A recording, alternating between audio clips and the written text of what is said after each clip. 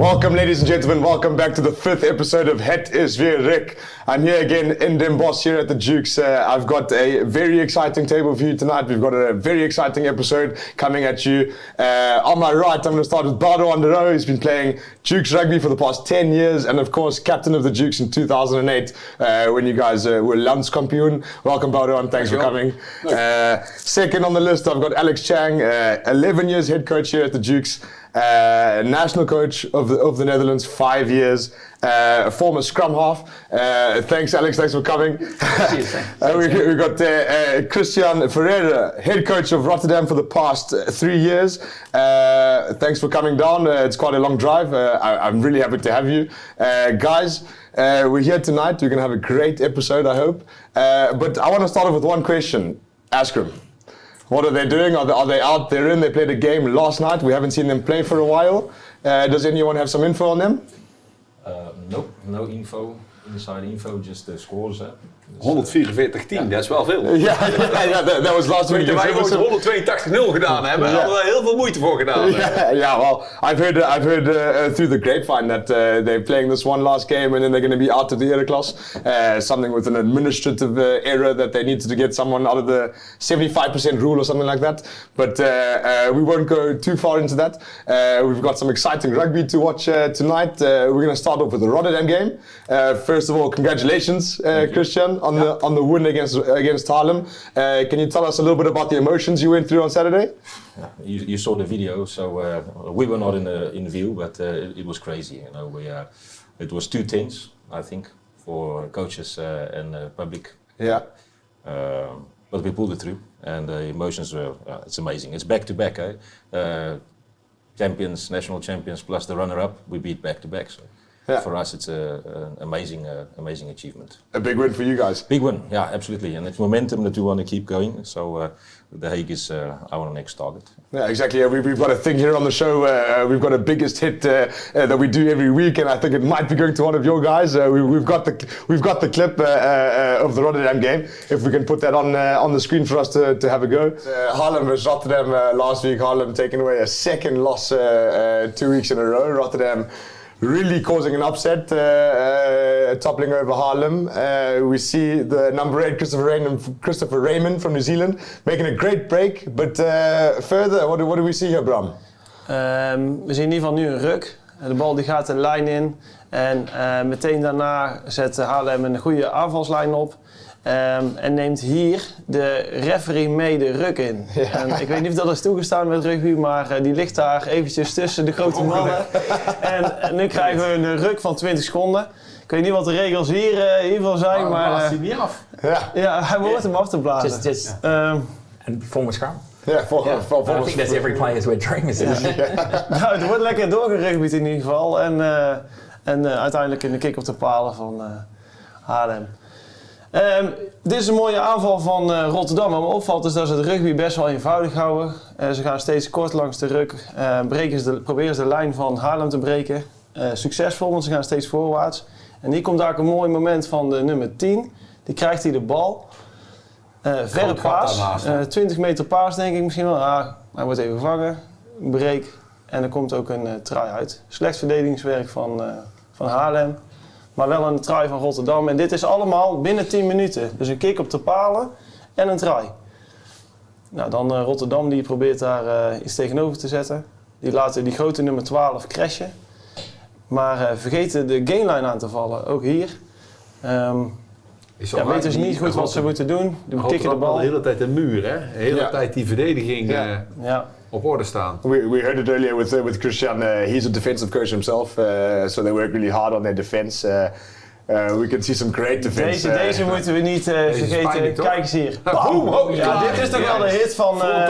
Dit is toch wel de hit van het jaar. Jean de Villiers Hugo is het mannen achter de schermen. Kunnen we deze nog 10 keer terugkijken vanavond? Want hier kijken de mensen toch al voor de biggest hit. There's Dan Jones back on the field from his injury. He's just come back. We were wondering when he's going to get back on the field. Dangerous number 9. We saw Aaron Smith doing exactly the same against Wales on the weekend. Ik denk dat dit de mooiste vergelijking ooit is voor die. Yeah. I actually saw it on the Instagram page, the 2 different videos put next to each other. It looks exactly the same. But Bram, I think you're the one who said it earlier just before the show. Ik denk even terugkomend op wat Boudewijn net zegt. Ik denk wat Haarlem gewoon continu ervaarde deze wedstrijd is die muur van Rotterdam. En je ziet het eigenlijk in alle clips terug. Als je daar nu op gaat letten. Die gasten die staan klaar. Die lopen niet per se heel hard op. Maar ze houden een mannetje. Nu toevallig niet. Maar hier ook een cover defense. Volgens mij is dat deze dadelijk. Ja. Op orde. En ook hier weer komt Haarlem er niet doorheen. En dat is volgens mij echt de kracht van Rotterdam dit seizoen. En Christiaan die vertelde het ook eerder in de show, of zojuist. Dat ze daar gewoon heel veel mee bezig zijn. En tot zover brengt het ze een hele gevaarlijke tegenstander. Want ze houden zichzelf in de wedstrijd. En uiteindelijk winnen ze hem daardoor. I think what they're good at in defence, Rotterdam, is they're good at staying in the fight. Yeah. Like if they miss a tackle or they miss, there's another 2 or 3 guys coming in, and they put a high price on their try line. You got to respect that. Yeah. Ook hier, je ziet Haarlem heel veel voorwaartse beweging, maar die muur, dit is allemaal nog steeds in het eigen veld van Rotterdam. Nou, dit is volgens mij die try-saving tackle. Hier, zelfs aan de buitenkant, cover defense, pas en naar buiten. Ja, dit is mentaliteit. Dit is mentaliteit, toch? Dit is gewoon mentaliteit. What I see mostly with this game is Haarlem trying to play some expensive rugby where they might not have earned the right to do so. Pats. Nummer 11. Heel vanaf de buitenkant liggen. And Rotterdam really taking it back down to the roots and really playing some simple rugby, but they're doing it well and they're playing hard. Yeah. I think that's one of the biggest takeaways I can come here. And of course, we've said it numerous times. If you're missing your star 10, you can't really play the expensive game. Ja. Komt hij dan wel terug? Hier komt hij. Dit is uiteindelijk de try die ervoor zorgt dat ze de wedstrijd winnen. Nu is het filmpje... Zelfs de cameraman die moet juichen. Die het geluid staat er nou niet onder, maar het publiek ging hier echt helemaal los. En echt verdiend ook. Als je volgens mij 50 minuten lang in je eigen helft staat te verdedigen en je komt er 2 keer doorheen. En in de laatste 4 minuten scoor je deze try en een kick op die palen. Ja, we praten nou een beetje overheen, maar dat is serieus een...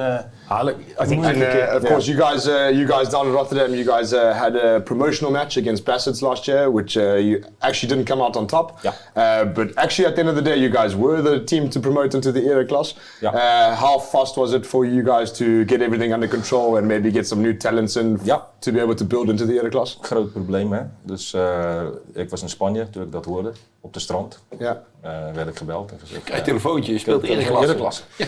Of wij dat willen. Dat is niet dat wij het gaan doen. Zo we dat willen. Ja. Nou, dat hebben wij besloten met het bestuur en gesprekken. En toen moesten wij starten met spelers werven. Want onze spelers waren niet... Sommigen, zoals Niels van Rijn en zo, die waren wel op dat niveau. En er zijn nog een aantal, Joey van Vliet en dergelijke. But we need reinforcements. So, and you need money for that. Yeah. So that's a big job. And how did you go about getting new players into the system? We went through agents. Yeah. So like most of the era classic teams, buying the players. And how many guys on contract do you guys have at the moment on Rotterdam? 6 at the moment. 7 actually, but he's not really playing yet. Lopa, the big prop. Yeah. He's got a problem with his toe at this moment. But what we did, that's what I want to say, is wij hebben niet geselecteerd alleen de beste wat we konden krijgen of kunnen betalen. We hebben heel veel tijd gestopt in karakter. Zoeken goede jongens. Ja. Wij willen goede jongens. We willen jongens die naast hun schoenen lopen. I think you see that as in how you guys play. You guys play with a lot of character. You guys are really a tough team. Of course, causing upsets on the weekend. Hope you guys can build on that. And I mean, it's good to see that a club that can come into that situation and still be building and doing well in it. So well done to you, coach. I want to quickly go over just quickly about some games next week. Of course, we've got Den Haag versus Rotterdam next week. How are you feeling about it? Excited because we've played them already in a pre-season match. That was a nasty affair. It became very personal very quickly. So be a good game this week. Goed maken. I don't know where that's going to end up. I don't know why there's so many animosity. I don't know because you guys know the history of Dutch rugby much more than me. Maar Den Haag en Rotterdam die liggen elkaar niet zo lekker, heb ik die idee. Yeah. But it's rugby, we'll focus on rugby. And how did the boys come out from last weekend? Is there an injury report? There's very little injuries. Yeah, very little. We rotate. We also rotate between the Lions. Our second team is called Lions. Our first team is called Prims. So we rotate up and down. In and out. Yes. Injury. You have to save some. Obviously, there are games. Er zijn wedstrijden wat wij geïdentificeerd hebben, wat wij denken van dat zijn must-wins. En sommige wedstrijden wat niet zeggen van ja, wij gaan er naartoe om te verliezen. Ja. Maar als we dat verliezen, dan is het gecalculated. Ja. Het is management van spelers. 50-50 games, Yeah. It was a tough game when we went out there, that's for sure. Yeah. Like our boys were pretty sore at the end of it, so I wasn't too surprised when they won on the weekend. Against Haarlem. We were pretty sore after Haarlem as well, so I knew Haarlem would be pretty sore. And these guys were being pretty tough. They were pretty hard to beat there. Yeah. So, and especially without Storm playing, so the lack of organisation in attack. So when I saw the result, I wasn't too surprised. Yeah. From the Rotterdam boys, it looks like they're going to be one of the teams to watch. An underdog sort of vibe with Rotterdam that are going to hopefully step up to the plate and causing more upsets throughout the season. Yeah, well, we'll see. We're going to do our best, of course, to do that. We'll stay modest and we'll just execute our game plan. That's for us key. Yeah, it looks to be exciting. Yeah. And we've got one other game, Oysters versus Hilversum. It's also a game next weekend. Obviously, the Oysters having a good chop at the Dukes last weekend. Eric said on last week's episode that it was going to be a little bit of a rollover, but he's called in sick today. We couldn't find him. He's not here on the episode. But what do you think is going to happen there? I think that's going to be a tough one, to be honest. It's like Oysters are going to come off a pretty emotional high. Like they had a pretty good game against us, and they were really up for it, and you could see that. We were probably still a little bit sore from Haarlem. We played well in parts, but didn't play well other areas of our game. We just probably went to sleep a little bit, particularly last 20 minutes, and they took the opportunity to go. Yeah. If Oysters can get that same mentality and that same attitude up, and that's the biggest challenge for them. If they can get that same mentality up and that same attitude to go at Hilversum, they're going to push Hilversum all the way.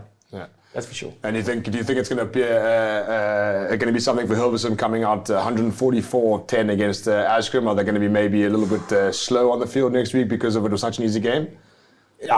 Look, I think one thing that they'll get out of that 144-0 win, if you can get anything, is that they'll get a lot of clarity in how they want to play. And that's one thing that probably Hilversum need because they've been brought together really late as a team. Yeah. So they need maybe something like that's actually probably pretty good for them. Yeah. It's 144-0. It's probably like a glorified team run, right? Opposed to the team run at the end of the day. So they've probably had to go through a lot of the stuff that they've been able to work on. So they may come out of it actually better, and it may be exactly what they need to get them going. Surprisingly, their results at the moment, Hilversum, because I think they're a pretty good side. Like if you look at some of the guys they've got, the talent they've got, they're pretty physical, they're hard at you. They're just a little bit, I think they're just a little bit sloppy from time to time. They make mistakes that you look at and you think, guys of that talent shouldn't be making those mistakes. Yeah. And I think if they fix that, then they're going to be really hard to beat. Tegen de Dukes begonnen ze ook langzaam, hè? Yeah, for sure. Als eerst met 14-0 achter en toen begonnen ze pas wat terug te doen. Yeah, for sure. But you saw them when they got a little bit of momentum and got a roll on, what they're actually capable of. And it's just for them, they just got to be consistent in what they're doing. I think the problem is with all the foreign players here is that there are a lot of clubs sort of have the idea that they can win matches on individual skill. And I think that's where they have to be careful. Yeah. Hilversum. Yeah, it's a team sport. Naturally. If it's a well-coached unit and they don't disconnect, they're very hard to beat. We're not a big packer. We don't have the biggest forwards around, but we can connect. And I think that's the aim. 144, I think that's bad for a team to come off that. It's like you say, it's a team run. Yeah, it is. But like I said, there's a benefit for them, I think, as a team, because they came together very late in the season or in the pre-season. So they can benefit from it. So we'll see. Yeah. From I said that was the last game, but I've actually got one left. Gooi vs Eemland. I think that's going to be one of the games of the week coming up.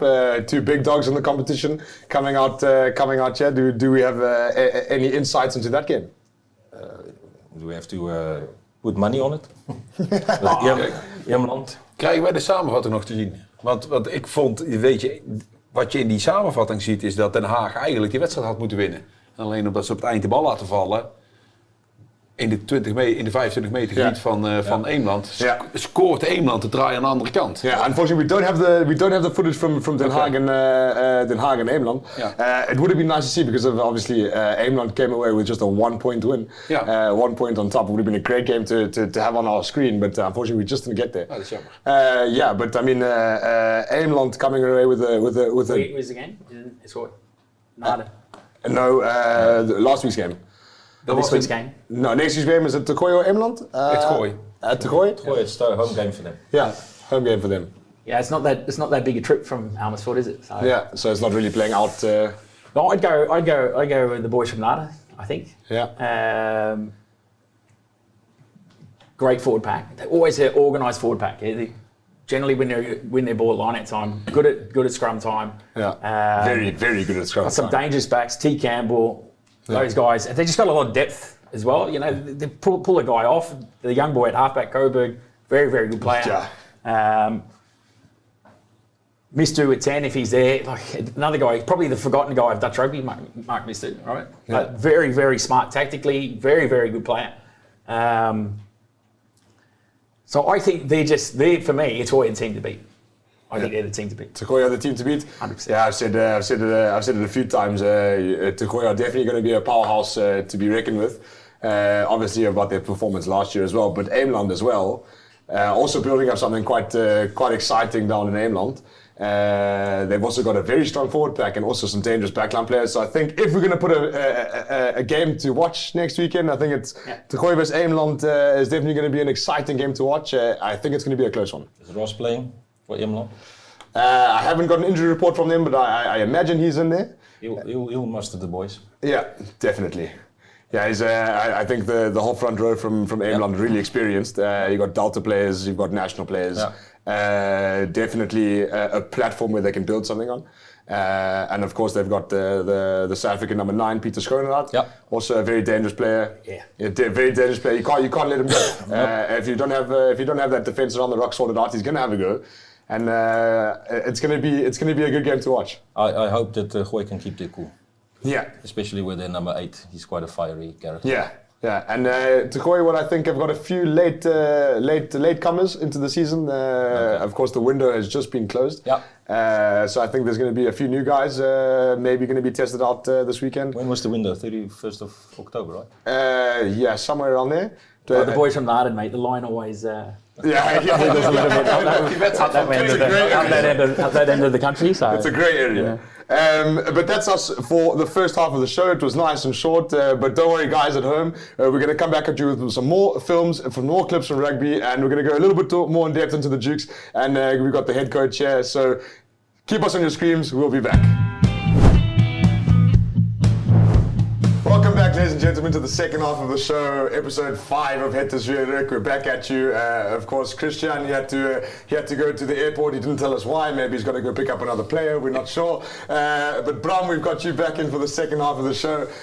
Thanks for coming again every week. It's so nice to have you. We're going to start off with our shocks abonnement for this week. Jan van Spaandonk from the Oysters. Congratulations to you for taking home the win this week. We will make sure you get your abonnement and your first gum guard. Guys, send in your results for your guesses of the next week, and you could be in the running to have a gratis abonnement from Shocks Gum Guards. Keep your head in the game. Alex, tough game last weekend. Dukes versus Oysters here at home, 26-20. We heard it last week. It was looking to be a rollover, but that was quite not the case here in Den Bosch. Can you tell us what your emotions were like on Saturday? Yeah, look, I wasn't surprised. I think we rate the Oysters pretty highly, especially when they have to play us. Like everyone else plays them. It's a bottom six game where they've been probably the last couple of years. When they come to play us, it's always like playing another top 6 team. So we certainly expected a pretty hard clash, and it started that way. They certainly started really well. But after about 20 or so minutes, I wasn't too worried because I thought, okay, they've had a lot of ball, they had a lot of opportunities, and they're only sitting 5-0 in front.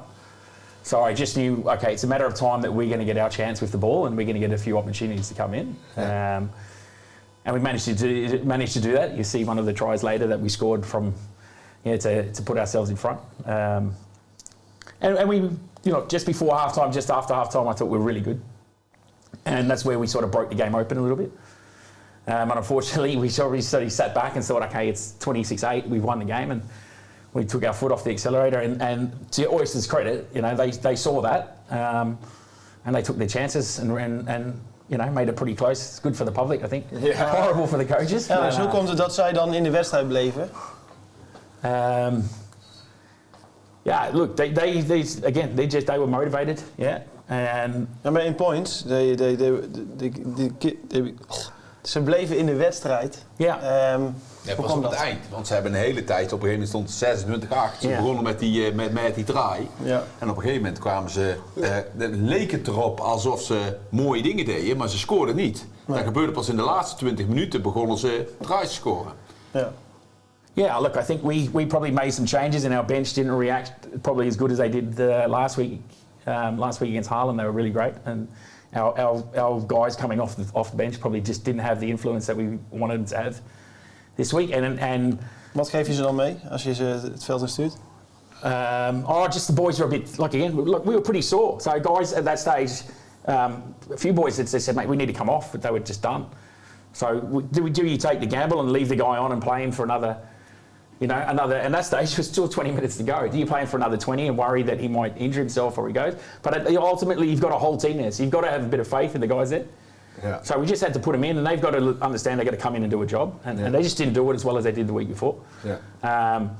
And it just, there's a small little moment, I think, in there just after, and the game turns, the momentum turns on those small little moments, all right? Small little moment where they come in, all of a sudden they get a try. Hey, we're not that far away. And they go, and then you just work to the next one sort of thing. And that's exactly what they did. They just kept working to the next one. And we probably, like I said, we sat back and thought we were safe at 26-8. It turns out that we were, but I prefer it to not be that close at the end. Zo'n momentum, hè, wat dan verdraait. Dat komt niet door de wissels dan. Ligt het dan wat gebeurt er dan? Is er dus ook niet de hand van de coach, denk ik, vanaf de zijlijn? Wat gebeurt er dan op het veld waardoor dat momentum kan draaien? It's hard to say. It's just like I said. It's a small mistake. It can be a little knock on. It can be a decision that goes against you. It can be every little thing that just creates a small little window of an opportunity for them to do something positive. And when you do something positive, all of a sudden that momentum comes with you. Energy comes back into the team. It breathes. It's like a breath of fresh air comes back into them, and you get that in the game. And when that happens in the game, it's very, very hard to stop when it comes. And they certainly had all the momentum in the last 15, 20 minutes. Yeah. You said just now that they got up to a great start. Let's play the clip. We see the first drive and then coming on really early on in the game. What do you think was said underneath the poles after the first 5-pointer? Knowing V, he just said, look, we've just got to go back and make sure that we do our job. And start there. Little misconnection between the winger and the scrum half. A little bit. Look, there's an element there where there's actually a bit of disconnection. I think Mumbo runs his line a little bit tight. If he's actually a bit wide on his line, he would have allowed V to just hit him with the pass, and then he's probably through the gap. But he doesn't, so V picks up and has a run, and to their credit, they get in there, turn us over, and it's a great try. It's a great pass from the 10, by the way. Yeah. He flicks it out the back of his hand. I think it's a fantastic pass from him. He's a very good player. Yeah, 100%. I enjoyed this from the Dukes setting up a maul. We haven't seen it often from the Dukes this year, setting up a maul and going for it. Is that something that the guys have been working on at training to get the maul jotted down as one of the weapons? Yeah, for sure. It's something that we probably underused a lot in the past because we've just got such a good back line. Yeah, so the back lines, the guys in the backs are thinking, let's get it off the top because they want to use it. And we probably underused our forwards a little bit in the past. So now we've got Simon Green's now coming coaching the forwards. So he brings a little bit of an English influence into the team as well. So, the Poms love them all, as we all know. Yeah. So he's brought that sort of back into them, and something that we're working on, but hopefully we get a lot better at it, because it can be, if you get it right, then we become a more balanced team. We've got a great back line. If we can now have a forward pack that really complements it as well, it would be really handy. Alex, die clips die we nu zien. Ja. Je ziet dat we een aantal keer gewoon in het midden van onze verdedigingslijn gebroken worden. Hoe kwam dat?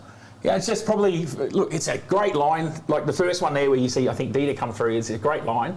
And he's just wrong-footed here. Keane's probably moving a little sideways, probably on a drift. And there's just a miscommunication between him and Sione. Die right-footed? So minder verstand van hebben, zeg maar. Yeah, he's like 13, you have to understand, 13 is probably the hardest position to defend in a rugby field because you've got to drift at set piece especially, and that's to come off the set piece, right? So at set piece, you've got to drift off your 13 to cover the fullback. So you've got to have good communication from your 12 on the inside in order for you to go and lead. If the communication and the working between the two guys is not there, then you see a gap like that. Yeah, absolutely. Look, great that we saw it. It's something that we sort of identified in the video in the lead up to the game. I said to the boys, I've been here a long time. It's like one of the best tries I've seen in this field. Like it was a pretty special moment from your own try. Ik herinner me nog een try met een of andere Wilco Kuhne, maar deze bedoel je meer... Dat tegen Kastgroep doen, een tijdje geleden. Een mooie try. Maar deze vind jij mooi omdat het een teamtry is, denk ik. Yeah, 100%. Dus bal door de handje heen. Yeah, like Fred, I think he throws the second pass, throws his last and the last pass. Like that's a pretty good effort. Yapi handles twice in it. The fact that the guys played, didn't drop off, stayed big and got back in the game. Yeah. Like it's a pretty nice try. Particularly when you're under the pump. Krijg jouw voorwaartsen dat de hele tijd belopen. Als jij iedere keer vanaf de lijnhout gelijk open gaat, dan kan ik er wel een paar noemen waarvan ik me afvraag of dat ze de fitheid hebben, zeg maar, om iedere keer de breedte van de veld over te steken. Wie dan? Kijk, Jaapie kan dat wel. Ja. Nou, ik ken iemand uit Tilburg die wellicht af en toe... Yeah, look, the man you're talking about, he's a bit of a freak of nature. And credit to him, Mommers, he's got himself pretty fit this year. Like had a really good pre-season coming in. I think he's been pretty motivated playing for Delta and wants to play for the national team. So he's worked pretty hard on his fitness. Yeah. It's just we just got to get the balance right of all that sort of stuff of who's running. Like you said, Yapi can run all over the field, and we don't just want all guys who can run over the field. Like, dit is echt heel mooi, hè? Dat je weer die backlijn ziet. Hè? Alleen, of ik herken de voorwaarts niet meer. Dat is ook een beetje veranderd. Ze zijn allemaal iets slimmer geworden als vroeger. Sorry. Ze zijn wel slimmer geworden. I think that last try is a fantastic read from Jaap. Like he just sees the line, he sees which line Freddie's running. The defence obviously going to chase towards Fred's direction. He cuts against him, and that's where the space is. So. Elk aanvalspel heeft zo zijn voor- en zijn tegens. Hè? En jij kiest er volgens mij voor om vaak aan de buitenkant er doorheen te willen breken met de wingers. Of met een voorwaartse. Ik zie ook dit jaar dat je dan zo nu en dan geïsoleerd raakt. Is dat het risico van het aanvalspel van de Dukes? Dat we daar dan maar verliefd mee, maar lukt het? Dan zijn we er. Lukt het niet, dan zijn we misschien de bal kwijt. I don't know if we sort of choose to go to the outside, try and break on the outside. I think it just is the way the defence is set up. Like, if the space is there, you've just got to take it. You've got to move the ball to where the space is. And if it's there on the outside, then that's where it is. And if that's where we score, then that's where we score. Maar onze centers lukt het niet echt dit jaar. We komen niet met die twee centers door de Waar is Olivia gebleven? Olivia is at a strain in his medial ligament, so he's probably another 2 or 3 weeks away. I would think. Yeah, speak to Oliver. He's probably ready next week. Yeah, exactly. But forward mentality. No, 4 weeks or 2 weeks. Yeah, absolutely. But and he's a big loss. But every team's going to have those. So we just got to learn to deal without them. Maar scheelt je wel een try in een wedstrijd bijna. 100%. Ja, toch? Hij breekt altijd in het centrum, buitenkant, raak. Look, for sure. I mean, he's probably the best centre in the comp. Yeah. When he's fit on his day, I think he's probably the best centre in the comp. I'm just glad he's finally on our side rather than on Dio's side. But I want to take you to the clips now. This is 26-8 to the Dukes at the 60th minute mark. Dukes have scored all their points. Do you think they left some points out on the field in the last 20 minutes, or was it just an oyster show from then on out? Look, I think we probably did a little bit. 26. I think there was an area where we steal the ball at scrum. I think there's an opportunity there.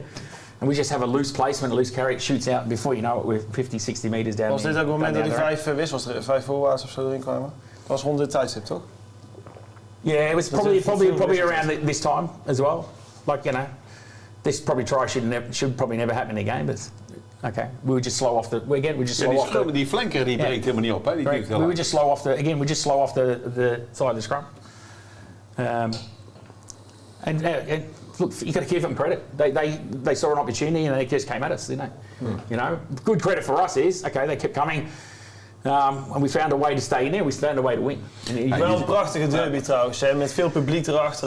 Het was volle bak. Ja. Toch heb ik altijd het idee dat het vroeger net iets anders was. Ja, maar dan stond je op het veld, dat is het verschil. Ja, is dat... Nu zou ik jou langs de lijn staan. Ja, de achterlijn.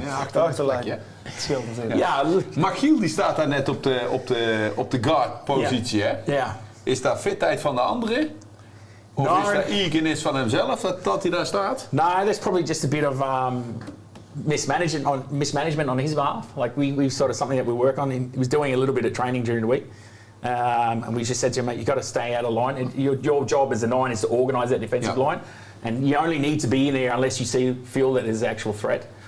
And most times the 9s, if they're going to stand a defensive line, it's usually on a short side. You don't want your halfback standing in the A-guard. That's pretty clear. Het was wel een ouderwetse Griegenbal. It was.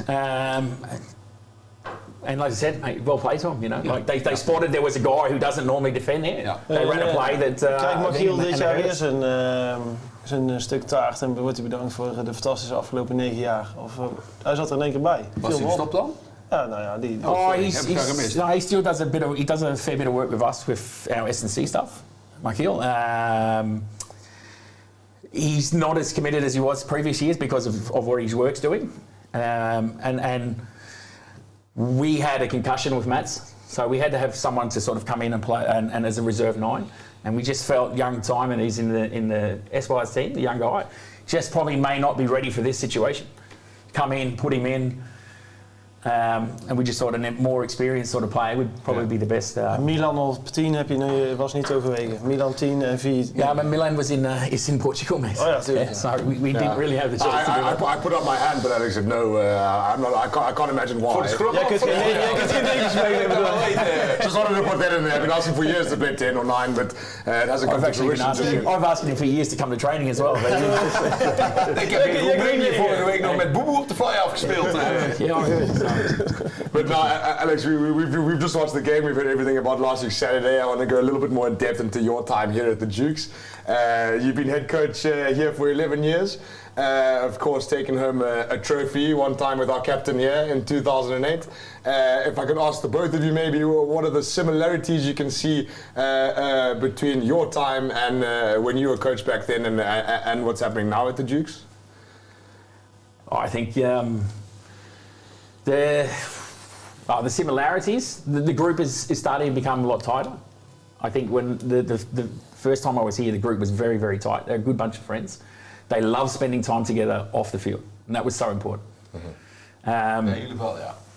Ja, daar deed je het voor elkaar. Absolutely. And you see that starting to come into the team with us, or it's probably started over the last. It's oddly enough the probably horrible time for everyone else, but when we played in the Corona competition. That was a time where, because we had to come in here, we had to run through a test battery with the testing and everything, and we had to sit down, spend time. We all sit there 15 minutes in the change room together. Away games, bus trips together, we were all tested beforehand. And that fact that no one else could sort of do that in society, and we were able to sit in the bus and then together and then have that thing. That was something that really, really brought us really close together as a group. Mogen op de terugweg toen wel bier gedronken in de bus? Mag wel. Ja, mag wel, toch wel, ja. Okay. Yeah, I'm always okay with the boys that drink beer. Despite what people say, I've never been against the boys having a drink in the beer. Betekent dat als jij zegt de connectie met het in het team is dus en natuurlijk goede rugbyers, wordt het heel snel een kampioensteam daarmee? Of is het... want hij vraagt van wat maakt het... wat zijn de overeenkomsten? Dan begin jij over de verbinding tussen de spelers. Yeah, I think that's probably. I think it's the first catalyst that you have to have. Like you've got to play for more than something than just we want to win a trophy or you know we're just turning up to play for ourselves. You have to play with someone else. Rugby is such a game where you have to make so many sacrifices. Wat is jouw rol daarin dan? Is dat juist het biertje mag en daardoor hebben ze de ruimte om de kroeg in te gaan zo nu en dan? You try and encourage the boys to sort of, there's two sides of it. You want them obviously to be able to recover and get well from it, but at the same stage, they're young men. They're going to enjoy themselves whether I tell them to or not, right? So the Mo's will enjoy themselves together and come together as a team. So we just try to encourage them to be a little bit responsible. With 22, 23-year-olds, sometimes it's pretty hard. But that is probably, again, I think it's a really important thing. But I'd probably do more. Heb je dan nou ook een goede mix van jong en oud? Want ik kan me nog van ons herinneren dat wij hadden een groepje begin 20, hè, tegen de 20, begin 20. En dan hadden wij een groep zeg maar achter in de 20. Ja. En dan hadden wij Henry en Kokkie nog zeg maar als vaandeldragers van de... 40 something was it? Ja, zoiets ja. Yeah, we do. Actually, we do have you have your older guys and you just got to manage you have to treat them slightly differently because I mean the older guys, some of them are married. They don't party like the younger guys do. They don't. They see things a little bit differently. Dat was bij Boudewijn in die tijd al anders. Was bij Kokkie wel anders. Ik was er niet getrouwd, dus het scheelt hè. Dat was net wat huwelijk. Ik mocht nog. So and they've obviously outside the field, they've got different interests. So you have to we come up with, for example, we did a team day not long ago where they did organise the Amazing Race Den Bosch sort of thing. So they had to go around in different groups and do things together. Just little things like that. You have to go and do them together. And we tried to tell the boys, listen, we just stay as long as we can together here, and then the guys who want to go out, and the guys who, have to go home. Have to go home. Ja, zo want to, only have to go home. Waar ik wel nieuwsgierig naar ben, hè. Het rugby is ook in 10 jaar best wel veranderd. Het is veel fysieker geworden. Jij moet ook iets van jouw team verwachten op het vlak, op het fitnessvlak, conditioneel. Ik denk dat in die jaren 2008, 2009, 2010 is toch wel het rugby veranderd in Nederland. Mensen gingen meer de gym in, de buitenlandse spelers kwamen erin. Wat verwacht jij op dat vlak nu van je spelers? Is dat vrije invulling of zeg jij er is een benchmark en dit wil ik dat je haalt?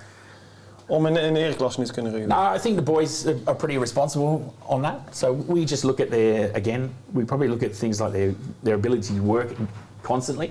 And work repeated efforts. They generally all been playing rugby long enough to know their own gym schedules, their own thing. And I'll probably go 95% of the guys all go to the gym on a Monday or a Tuesday and do the stuff that they need to do. And they just do it in their own time. En faciliteer je ze dan nu met een programma en wel met wat hulp, of is het toch nog steeds wel?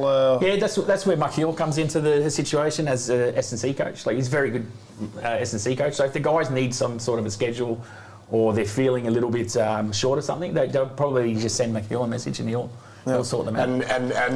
And if you take that with back in your day, were the guys really hard on the gym? Did your team go? Het scheelde heel veel, hè? Want ik kan me van mezelf nog herinneren dat ik gewoon echt wel serieus veel trainde. En ik gaf de jeugdtraining in Tilburg en dan ging ik hardlopen naar huis toe om te zorgen dat ik meer meters maakte. Dus ik denk dat dat verschilde. Weet je, Kokkie heeft geen meter meer in de gym gedaan. Wat ik me heel erg herinnerde is dat er bij de jeugd was dat, in ieder geval ik was een van die jonge gasten, daar praten we niet zoveel over. Maar ik weet dat jij in die gym, of in die kleedkamer altijd met een banaantje zat. En volgens mij was je toen net vader geworden. Hè? En toen had je eerst van die poederflesjes. Dat was later. En van die poederflesjes. En dan je kunt daarmee de flesjes poeder doseren van wanneer ze het eten krijgen. En die poederflesjes, dat was niet meer melkpoeder. Nee, dat maar zaten no exploded eiwitten.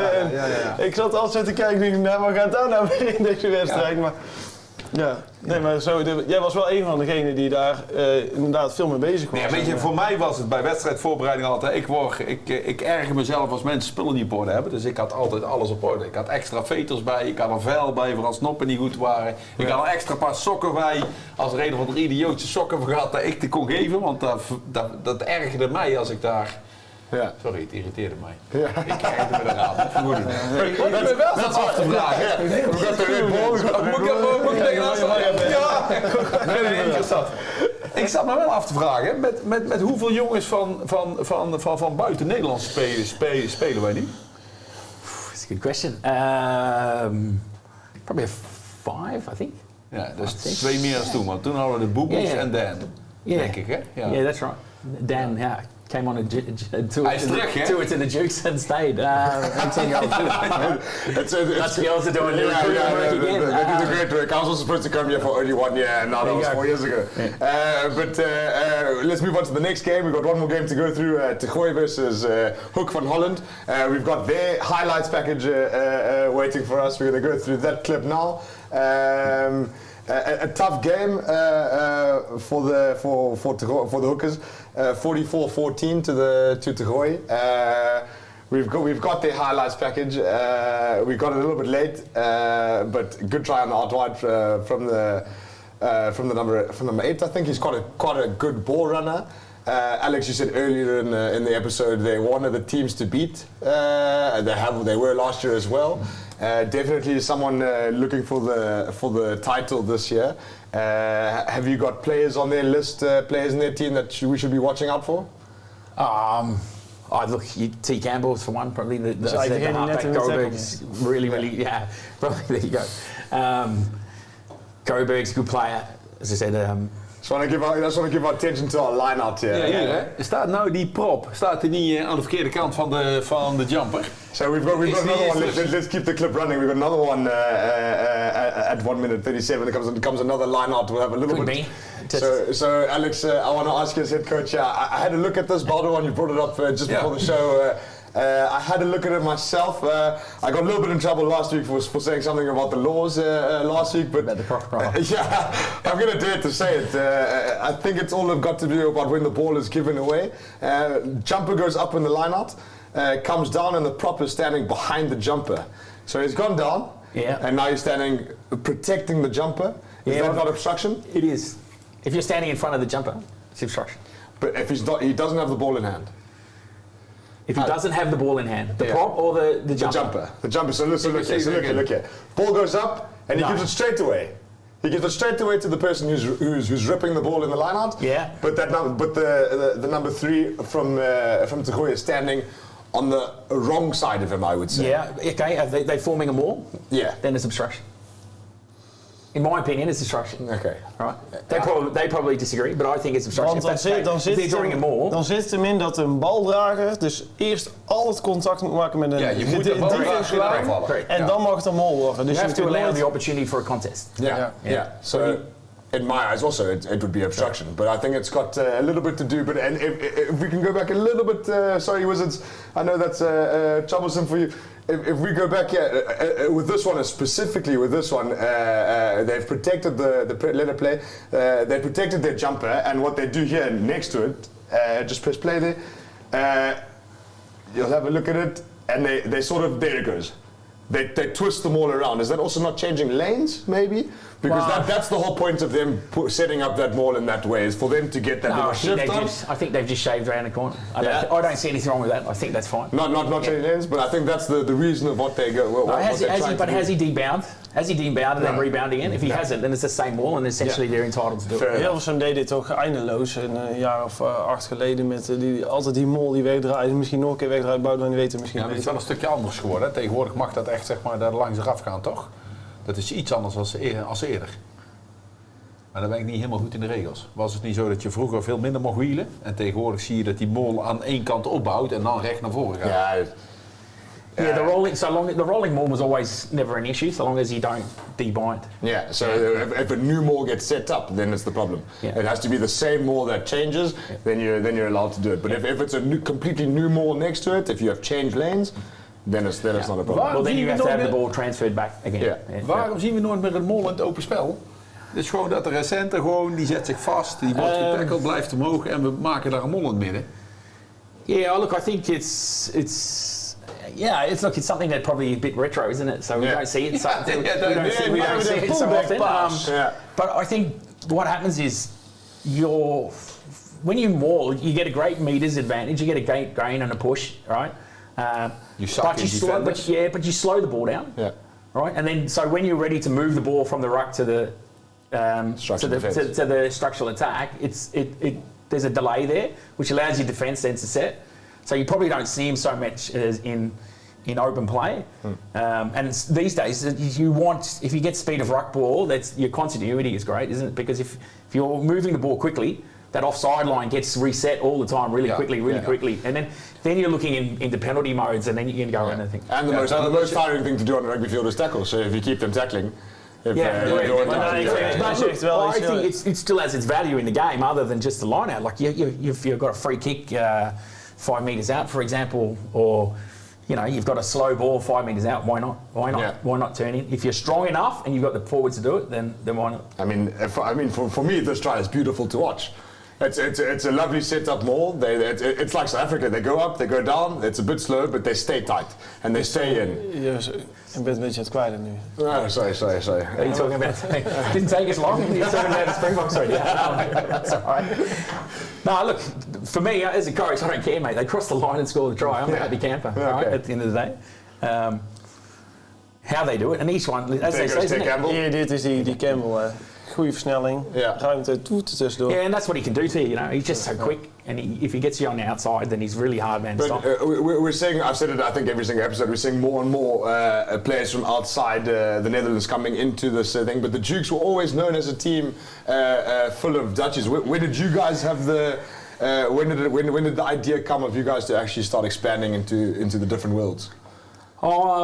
We've probably always had it. Dabbled. Right, we've dabbled in it. Probably haven't done it as well as we've done it this time. Yeah. All right, to be perfectly honest. And it came that we just had such a young team. And we didn't have necessarily the experience that we needed. We didn't have also the quality of guys of who are these young guys going to learn from. So, I think my second season when I came back, we lost 15 to 20 guys from the first team. Yeah.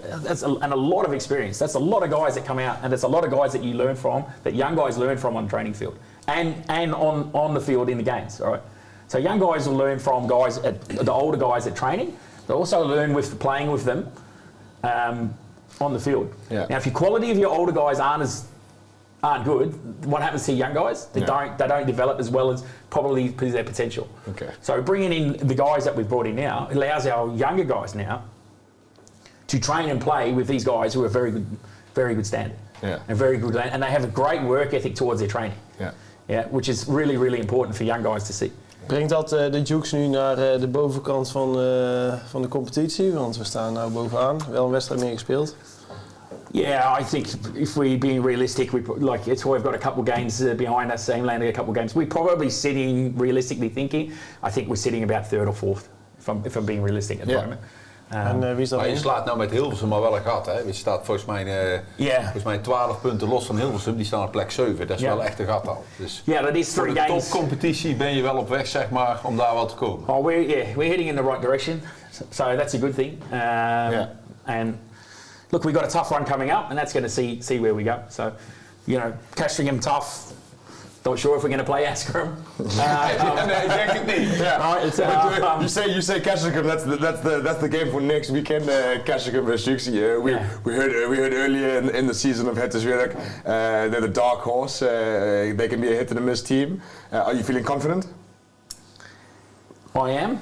I'm confident, but I'm very wary because Castringham, a very, very hard team to beat. They're tough.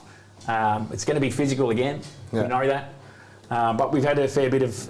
We're probably lucky we have a week break before we have to go and play them. And it depends on also the weather down there, what's doing. You can get down there and the wind's blowing because you're right near the sea. Yeah. But it is actually a beautiful game, beautiful ground to play rugby on. Fantastic ground to play rugby on. Yeah. Just want to stay away from the clubhouse side because you absolutely get it from the supporters down there. Especially when they're on. And Castringham, one of those teams, you've got to watch them for 80 minutes for 100 metres. Yeah. They'll try anything from everywhere. Yeah. And if you don't, you'll find yourself standing behind the goalpost with your pants down. They're definitely a game to go in and watch. I hope their live stream is out so the people who can't make it down there can have a watch. But the last game on the list before we end the show, Haarlem versus Diok. Of course, Diok having some troubles this year. Haarlem coming around. Haarlem coming out also a bit of a tough time. 2 weeks on the trot of a loss. What do we think is going to happen there? Yeah, for me, I think. It hangs on the availability of Mr. Carroll. Yeah, I think if he's there, I think if he's there, then I'd go Haarlem. Yeah, because he's just so important for them and with their organisation, and you can see their attack isn't as fluid as it's been last year and previously. is het toch niet dat zij een beetje moeten gaan lijmen? Want ze hebben volgens mij 2 wedstrijden minder gespeeld als de rest. En dat je daar ook zeg maar niet, dat je dat niet een stuk mist. Als je minder wedstrijden speelt en zeker als je jongens van buitenaf erbij krijgt, dat je gewoon niet goed genoeg op elkaar wordt ingespeeld. Yeah, it could be. It could be, but a number of those guys have been there from last year. So I don't know if that's really a problem. I think they're just seem to be lacking a little bit of organisation. But they could, look, it's hard when you've had a breakout year like they had last year. It's easy to be complacent when you come back. And I don't know because I'm not in the Harlem in their camp, so I don't know what's going on with them, whether it's a mental thing, whether it's Storm. But it's clear that Storm has a huge impact, yeah, especially when he's there or when he's not there. Yeah. And that's something that they've certainly got to look at. Yeah. Talking about the depth and if you lose one or two players, if that changes your whole game plan, I think it's something that the teams have to look at being able to solve, a problem that they should be able to solve. But guys, I've had a great night with you guys chatting rugby this week here. I hope the people at home have enjoyed it. Bram, Boudewijn, Alex, and of course Christiaan, who is now away. Thanks for coming, guys. It's been great to have you. I hope you guys have enjoyed it. Guys, get into the comments on the YouTube channel. Send us a message on Instagram. Tell us what you guys want to be watching every week. Tell us what you like. Go in there, like and subscribe, and we will see you next week.